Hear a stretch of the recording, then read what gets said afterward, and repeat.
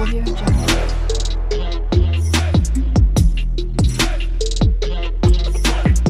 Audio Jungle. Hi hello welcome back to my channel అండి. ఇవాల్టి వీడియోలో వచ్చేసి మనము కొత్తగా ఒక కర్రీ అయితే చూసేద్దామండి. అదేంటో చూద్దామా. అది మీకు తెలుసో లేదో నాకు తెలియదండి, బట్ మేమైతే దీన్ని ఎర్ర కారం అంటారండి. మీకు ఎవరికైనా తెలిసింది అంటే కమెంట్లో తెలపండి. మీరేమని పిలుస్తారో మీరు కమెంట్లో చెప్పండి. సో ముందుగా వీడియో అయితే చూసేద్దాము.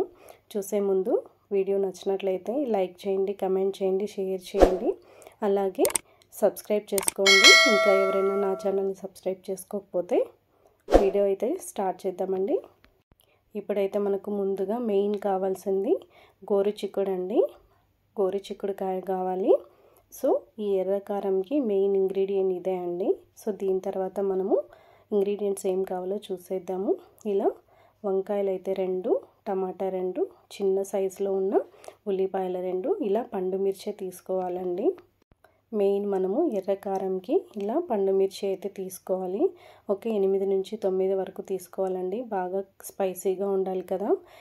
ఎర్ర కారం అని ఎందుకంటామంటే స్పైసీగా ఉండాలనేసి దీన్ని ఎర్ర కారం చేసుకుంటాము. దానికోసమే ఇలా పండు మిర్చి అయితే తీసుకోవాలి. అదైతే మిక్సీ పట్టించుకొని పేస్ట్ అయితే రెడీ చేసుకోవాలండి. సో ఇలా ఎర్ర కారంకి ఇలా పచ్చి వేరుశనగ పప్పులండి.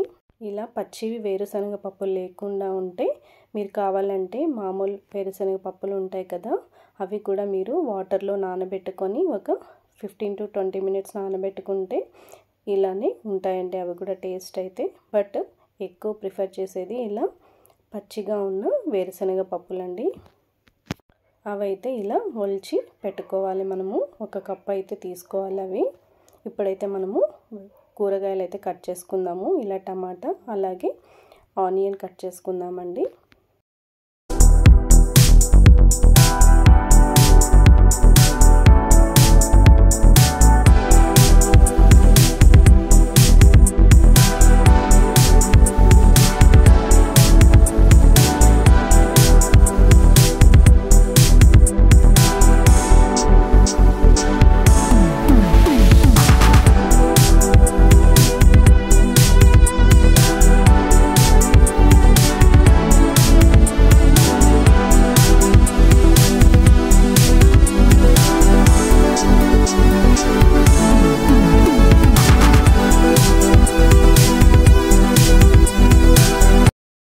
ఇప్పుడు అలాగే వంకాయలు కూడా మనము కట్ చేసి పక్కన పెట్టుకుందామండి. ఇలా వంకాయలు కట్ చేసుకున్నప్పుడు ఎప్పుడు కూడా మనం వాటర్లో కొద్దిగా సాల్ట్ అయితే యాడ్ చేసుకోవాలి. అప్పుడే మనకు అవి ఫ్రెష్గా ఉంటాయి. లేదు అంటే బ్లాక్గా కమిలిపోతాయి.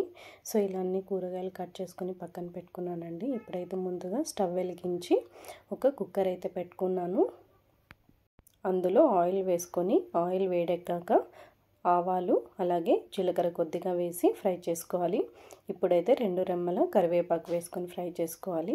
ఇప్పుడు మనం కట్ చేసి పెట్టుకున్న టమాటా అలాగే ఉల్లిపాయ అండి వేసి బాగా ఫ్రై చేసుకోవాలి. ఇప్పుడైతే ఇలా బాగా ఫ్రై చేసుకున్న తర్వాత మనము ఇందులో కొద్దిగా పసుపు అయితే యాడ్ చేసుకొని బాగా ఫ్రై చేసుకుందాము. ఇలా ఫ్రై చేసుకున్న తర్వాత రుచికి సరిపడినంత ఉప్పు అయితే యాడ్ చేసుకోవాలండి. ఇలా బాగా అన్నీ యాడ్ చేసుకొని ఫ్రై చేసుకున్న తర్వాత మనము ముందుగా రెడీ చేసి పెట్టుకున్న పండు మిర్చి పేస్ట్ అయితే ఇందులో వేసుకొని బాగా ఫ్రై చేసుకోవాలండి.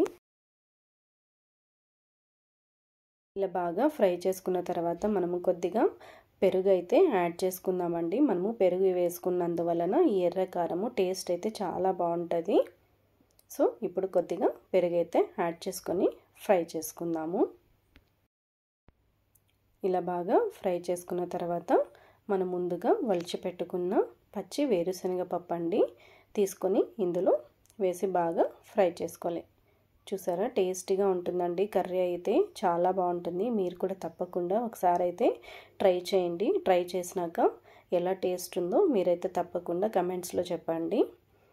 ఇప్పుడైతే మనము ముందుగా కట్ చేసి పెట్టుకున్న గోరుచిక్కుడుకాయ అలాగే వంకాయ అండి వేసుకొని బాగా ఫ్రై చేసుకొని కొంచెం సేపు మగ్గనివ్వాలండి. ఇలా బాగా కలుపుకున్న తర్వాత మనము మూత పెట్టేసి ఒక 5 to 10 minutes అయితే బాగా సిమ్లో పెట్టుకొని బాగా మగ్గించుకోవాలి.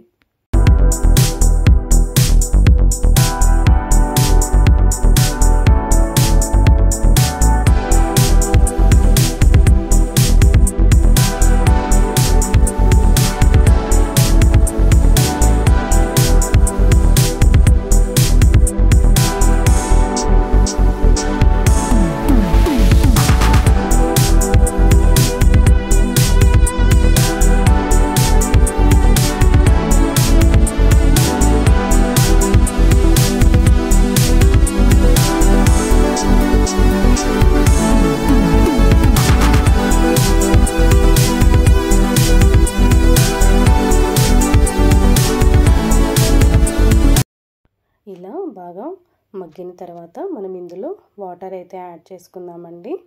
ఇలా కొంచెం వాటర్ అయితే కొంచెం ఎక్కువనే యాడ్ చేసుకోండి, ఎందుకంటే మనము గోరుచిక్కుడుకాయలు బాగా ఉడకాలి కాబట్టి మనం ఎక్కువ విజిల్స్ పెడతాం కాబట్టి కొంచెం వాటర్ అనేది యాడ్ చేసుకోండి. మరీ ఎక్కువ వాటర్ యాడ్ చేసుకోవద్దు. మరీ ఎక్కువ వాటర్ యాడ్ చేసుకున్నామంటే మరీ పల్చగా అయితే అయిపోతుంది కర్రీ, అప్పుడు టేస్ట్ అనేది ఉండదు. సో కొంచెం మీడియంగా వాటర్ అనేది యాడ్ చేసుకొని బాగా ఉడికించుకోవాలి. ఈ మాత్రం అయితే వాటర్ సరిపోతుందండి. ఇలా కూరగాయలన్నీ మునిగేంత వరకు మనము వాటర్ పోసుకొని కుక్కర్ అనేది పెట్టుకోవాలి. ఒక 6 to 7 విజిల్స్ వరకు రానివ్వాలి, అప్పుడే మనకి కర్రీ బాగా ఉడికిపోతుంది. సో చూసారా, చాలా బాగా ఉడికిపోయిందండి. ఇప్పుడైతే మనం ఇంకా కొంచెం వాటరీగా ఉంది కాబట్టి ఇంకొంచెం సేపు ఒక 5 to 6 minutes అయితే మనము సిమ్లో పెట్టుకొని కర్రీని బాగా ఇంకా మూత పెట్టుకొని ఉడికించుకుందాము. అప్పుడే మనకి కర్రీ ఇంకొంచెం టేస్ట్ అనేది ఉంటుంది.